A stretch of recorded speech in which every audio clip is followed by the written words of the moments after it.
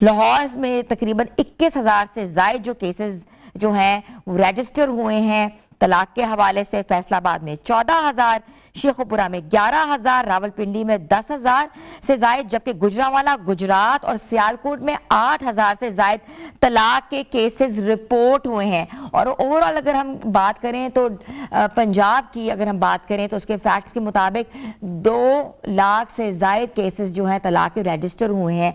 तलाक क्यों हो रही है, क्या वजूहात हैं, टॉक्सिटी का वर्ड क्यों इस्तेमाल हो रहा है?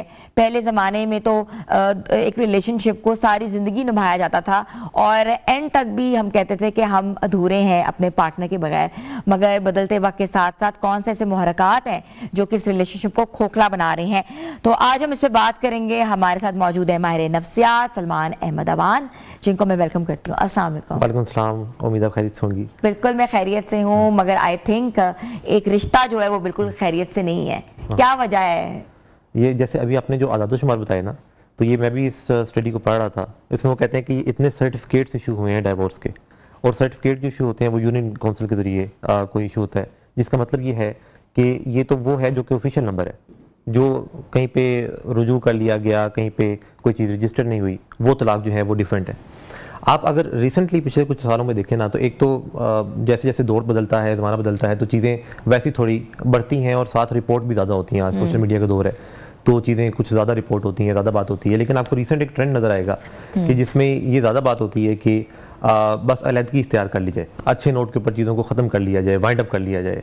और आज जो है वो ज़्यादा इस चीज़ को इंकरेज किया जाता है कि रिश्ते को जो है ना वो तूल ना दिया जाए, बल्कि किसी एक लेवल के ऊपर बस लड़की जो है। अच्छा, डिवोर्स बड़ा मायूब लफ्ज़ समझा जाता था, हमारे घरों में नहीं इस्तेमाल होता था, लोग इसके ऊपर बात नहीं करना चाहते थे। मगर अब आपने देखा है कि किस तरीके से सोशल मीडिया पे सेलिब्रेशन होती है, केक कटिंग सेरेमनी हो रही है, डिवोर्स की केक कटिंग सेरेमनी हो रही है, आई एम सिंगल अगेन। ये चीज़ें क्या इनकॉर्पोरेट कर रही हैं यंगस्टर्स, यूथ के लिए? आपको मैं एक रिसर्च स्टडी बताऊँ, वो कहते हैं कि अगर कोई एक लड़की है जिसकी 3 सहेलियों की डाइवोर्स हुई है तो ये चौथी मिलेगी। यानी ये जो है ये बाकायदा तौर पर स्टडी है। अच्छा, ये ट्रेंड जो है ना, कि जिसमें ना सिर्फ ये कि पहले एक्सेप्टेबिलिटी आई किसी एक जनरेशन के यहाँ, और उसके बाद उस चीज़ को बल्कि ज़्यादा प्रमोट किया गया कि जैसे ये प्रमोट करने की वजह से कोई इंसान जो है वो ज़्यादा बेहतर होगा। आप रिसेंटली देखें कि आज़ादी का बहुत ज़्यादा कॉन्सेप्ट पाया जाता है, एक इंडिपेंडेंट वुमेन का कॉन्सेप्ट। वैसे ही 18 साल के बाद आप दूसरे मुल्कों में देखें तो आज़ादी है कि 18 साल के बाद वालिदैन भी नहीं पूछ सकते, सवाए कानून के कोई और नहीं पूछ सकता। अल्लाह ने इंसान को जो पैदा किया ना, तो उसके मुख्तलिफ दर्जे बनाए कि वो किस किस तरह से अपनी ज़िंदगी को शेप अप करता है। जानवरों का और इंसानों के दर्जों में 2 दर्जे तो सेम है, तीसरा दर्जा इंसान को मुख्तलिफ बनाता है। जो पहला दर्जा है वो ये है कि इंसान का बच्चा और जानवर का बच्चा जब पैदा होता है तो वो किसी पे डिपेंडेंट होता है, यानी अपने वालिदैन के ऊपर। जानवरों में भी, इंसानों में भी। इंसानों में कुछ थोड़ा सा ज़्यादा अरसा, जानवरों में कुछ थोड़ा कम अरसा। फिर जानवर जो है इंडिपेंडेंट हो जाते हैं, जो दूसरा दर्जा है, और इंसान भी इंडिपेंडेंट होता है, यानी इंसान अपना काम काज करने लगता है। जानवरों का तो ये मिराज है, यानी ये जो हाईएस्ट लेवल है जानवरों में।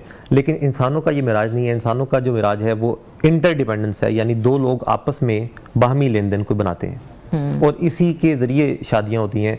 आज से हज़ारों साल पहले शादियों का रुझान नहीं था, नस्ल इंसानी चल रही थी, लेकिन शादियों का कोई रुझान नहीं था। बाद में एक स्ट्रक्चर बनाया गया कि जिसमें ये तय किया गया कि कोई 2 लोग आपस में मिलें, कोई एक फैमिली सिस्टम बनाए, कोई बच्चे हों, और इस तरह से एक नस्ल इंसानी जो है वो अच्छे अंदाज से चलती रहे। लेकिन आज जब आप बात करते हैं तो रिश्तों में बहुत सारी चीज़ें हैं, वो जो आप अभी कह रही थी कि टॉक्सिसिटी का लफ्ज़ काफ़ी ज़्यादा है। हर दूसरी reel is like toxic. Narcissism का लफ्ज़ काफ़ी ज़्यादा है। हाँ, नार्सिसिस्ट है, ये लड़की नार्सिसिस्ट है, ये लड़का नार्सिसिस्ट है। ये क्या अल्फाज ने हमें कहाँ क्या सोचने में मजबूर कर दिया है? अब यानी हमारे यहाँ आज के दौर में चीज़ों के हवाले से एक्सेप्टेंस कम है, तनकीद वाला रुझान थोड़ा ज़्यादा है। यानी हम रिश्तों में भी ये देखते हैं, आप आज का कोई बच्चा देखें, आज का कोई नौजवान देखें, तो उसने अपने मूड के अगेंस्ट को बातें बहुत ज़्यादा नहीं सुनी। आज के लोगों में अगर आप देखें तो उनका मूड अगर 3 बजे ख़राब होगा तो वो रात को 8 बजे भी ख़राब रहेगा। जबकि आज से 50 साल पहले के जो लोग थे उन्होंने हर बात पे वालिदैन की तरफ से ना सुनी। जब ना सुनी तो उनको ना सुनने की आदत है। आज का एक शोहर है, उसको जब बीवी कहती है कि मेरा भी दिल नहीं है कि मैं आपको खाना दूँ, या मैं बड़ी थकी हुई हूँ, तो वो ये कहता है कि ये तुमने ये बात क्या कर दी, ये तो इसके ऊपर तो तकरीबन या तो क़यामत आ सकती है या तलाक हो सकती है। तो आगे से बीवी कहती है कि तुसी फिर तलाक दे दो। और आप ज़्यादातर तलाक़ें देखेंगी जो कि बड़ी छोटी छोटी वजूहात की वजह से हैं। ज़्यादातर तलाक, यानी एक रिसर्च में आपको ये कोट करूं कि ज़्यादातर जो कत्ल होते हैं, मैं बहुत सारे वकीलों से मेरी बात हुई, मैंने बहुत ज़्यादा रिसर्चेस पढ़ी, कोई 90% के करीब जो कत्ल होते हैं वो प्री प्लान नहीं होते, वो एक इंसान के जज्बाती दिमाग की वजह से उस टाइम होते हैं। इमोशनल इंस्टिगेशन हो जाती है, इमोशनल उस टाइम पे उस वजह से होते हैं। आप इवन मज़हब को पढ़ें, साइंस को पढ़ें, तो मज़हब तलाक का जो डायरेक्टली एक वो हक देता है वो मर्द को देता है, खुला का हक जो है वो औरत को देता है। जिसके पीछे साइंस उसको कैसे सपोर्ट करती है, साइंस कहती है कि औरत थोड़ी ज़्यादा जज्बाती है।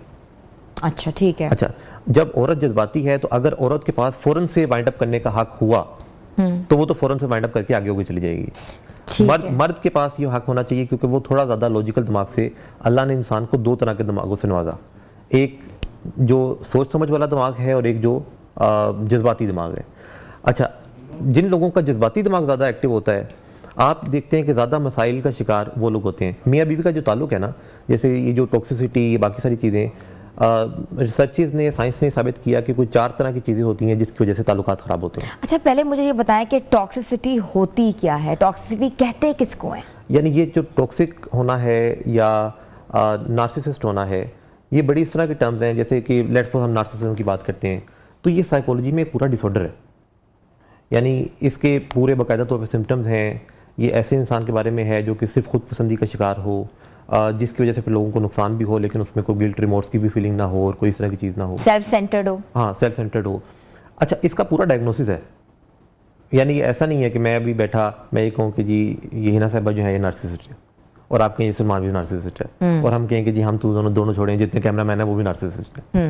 यानी ये बिल्कुल ऐसे है कि जैसे हम किसी को डायग्नोस कर दें कि इसको शिज़ोफ्रेनिया है, ठीक है, कि इसको इस वक्त मेजर डिप्रेसिव डिसऑर्डर है, यानी ये बिल्कुल इस तरह का जो है ना वो एक डायग्नोसिस है। ये जो बहुत ज़्यादा टर्म्स का आम हो जाना है ना, फिर वो हम सबके ऊपर अप्लाई कर देते हैं। फिर हम कहते हैं कि जी एनू भी बीमारी है, तेनू वो बीमारी है। जो जैसे मियाँ बीवी के जो ताल्लुक की बात होती है, मैं आपको बताऊं कि साइंस कहती है कि 4 ऐसी चीज़ें हैं कि जिनसे अगर बच जाया जाए तो मियाँ बीवी का ताल्लुक जो है ना बड़ा अच्छा रहता है। पहली चीज़ है क्रिटिसिज्म। अच्छा, मियाँ को और बीवी को दोनों को ये कहीं ना कहीं ख्याल है कि हमने दूसरे को सुधारना है, हमने दूसरे को पाल पोस के बड़ा करना है। हालांकि ये सुधारने वाला जो काम है ये वालिदैन का है, यानी वालिदैन ने जो किया पिछले 20-25 साल बस वो हो गया। यहाँ से आगे आप निकाहनामा देखें तो वहाँ पे कोई किसी चीज़ का मार्जिन नहीं है, वहाँ पे ये है कि कबूल है, कबूल है, कबूल है, ठीक, एज इट इज़, जैसा है, तमाम तर अच्छाइयों के साथ, तमाम तर खामियों के साथ। मैंने अभी तक कोई ऐसा निकाहनामा नहीं देखा कि जहाँ पे ये लिखा हो कि मुझे इसकी ये अच्छाइयाँ कबूल हैं, कंडीशंस नहीं है ना, खामियाँ नहीं, कोई कंडीशन। मज़हब कहता है कि कंडीशन नहीं, साइंस कहता है कंडीशन नहीं।